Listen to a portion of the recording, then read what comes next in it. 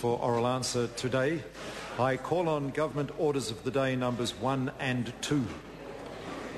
Misuse of Drugs Amendment Bill, Committee Stage. Appropriation 2011-12 Estimates Bill, Committee Stage.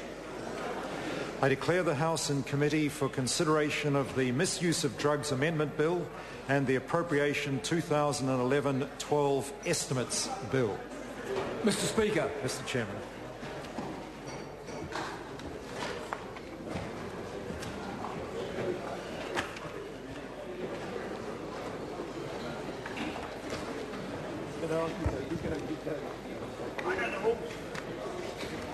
Honourable members, kia ora tātou, no reira te whare, inga iwi, inga rio, inga hawe wha, tēnā koutou, tēnā koutou katoa.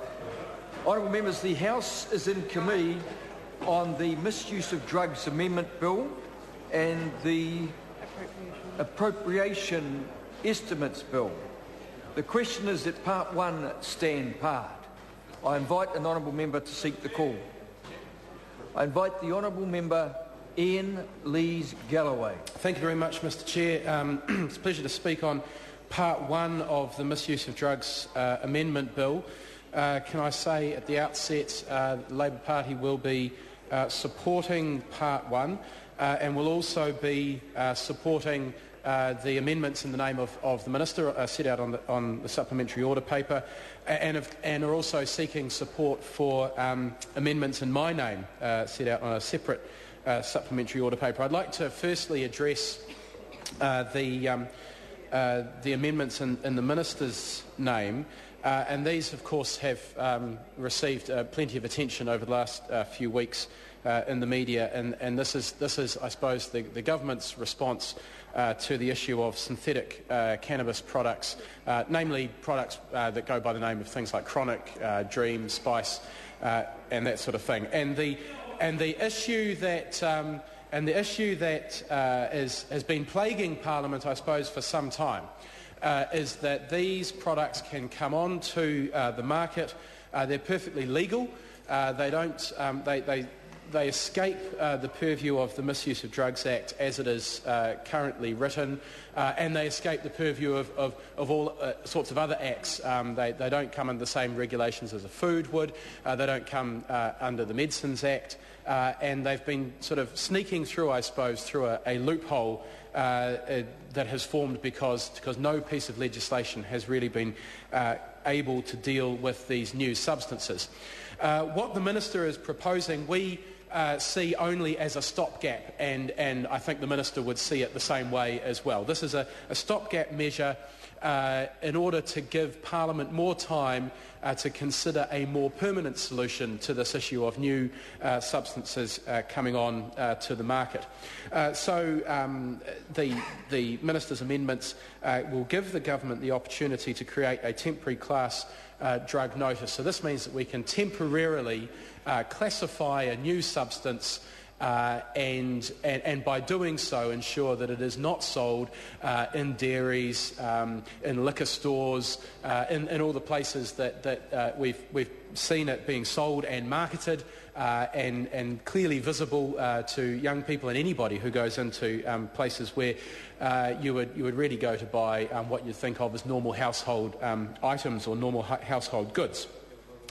So we support the measure to create this 12-month, essentially what is a 12-month ban, to give the Government and the Minister the opportunity to consider the harm that may be caused by these new substances.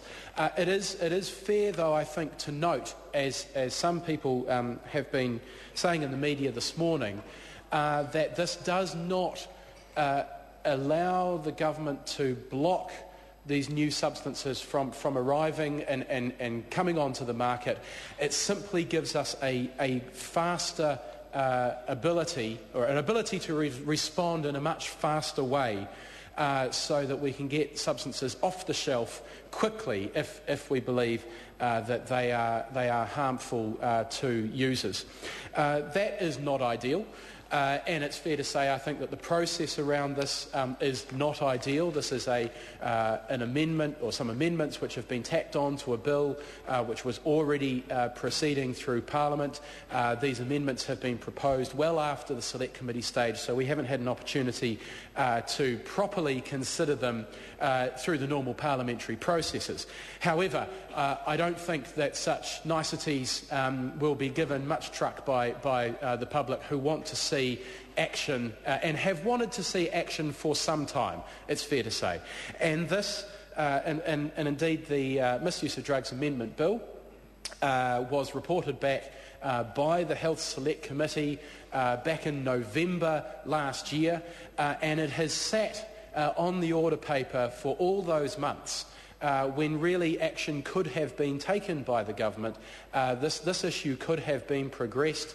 The question of chronic has been around for some time. I think most electorate MPs will have heard from their constituents about this issue, and this is the piece of legislation, rather than some others where it's been considered, such as the Smoke-Free Environments Act, which was one where this issue has been considered somewhat as well. This is the bill which is the appropriate piece of legislation to deal with this issue, and it has been a long time coming. Although I do accept what the Mr. Chair, I do accept what the Minister has been saying about. I haven't called the member yet. Call the honourable member in Lees-Galloway. Thank you very much, Mr. Chair. I do accept what the Minister has been saying about the need to get this legislation right, but in the end, it is not. It is not the solution to new psychoactive substances. What the public is really looking for is a solution that ensures that these substances never come to market, that they can be properly, that they can be properly tested. I need to clarify what I just said. That they can be properly tested before they come to market, rather than us having this, what is still the case, the need to respond once we realise that they may be causing some harm. We want to be sure that the harm that they cause is insignificant enough that they can come to the market safely. Mr. Chair, I think this also gives us an opportunity, given that we're buying a little time to get that matter right. It also gives us an opportunity to consider the other 44 recommendations in the Law Commission's review of the Misuse of Drugs Act.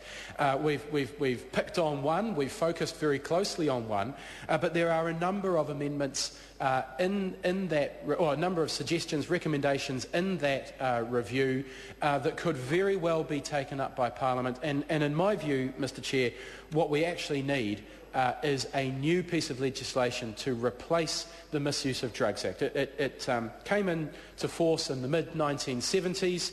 It was a response to the drug environment of the mid-1970s, and it was a response to a whole raft of what were at the time relatively new substances, some naturally occurring, some that were created synthetically, but things have moved on in the 30-odd years since then, and indeed substances new substances are being developed all the time, but also our response to drug use and drug abuse has changed, and the concept of harm minimisation is much more to the fore these days.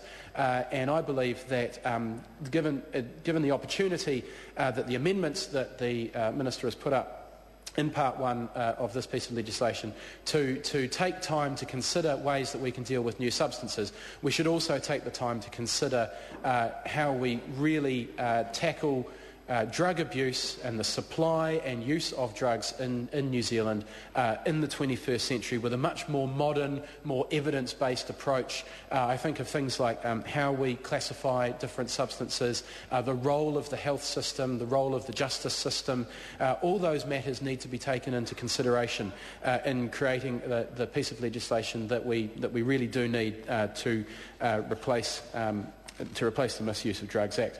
Having said that, we do need an interim measure, and this is the interim measure to tackle that. I would like to hear more from the Minister about how he proposes to use these temporary class notices, how quickly they can be brought into action, how he intends to respond to this claim from the industry that they will be able to constantly bring in new substances, and you know, the idea that they might have one substance and that will be on the shelves for a week and that'll be pulled and then that'll be replaced by a new substance, that I think is a concern, and I'd like to see that teased out a little bit more by the Minister and hear his explanation of that. I'd also like to hear exactly how the different temporary classes will be defined, and how a substance will be defined as being temporarily Class A, Class B, Class C, precursor substance or restricted substance, because those will have quite an impact on the way this legislation actually works in practice. I'd also like to say that I think it's excellent that for people who have a small amount in their possession, that possession will not be illegal, and in fact would like to hear a little bit more about how the presumption of possession to supply might assist in dealing with the stockpiling issue that we could see as people try to evade this piece of legislation, this amendment, before it comes into force. So a few questions there for the Minister. I'd be very keen to hear his thoughts on this, and look forward to coming back to this in a moment. Mr. Chairman. I call the Honourable Minister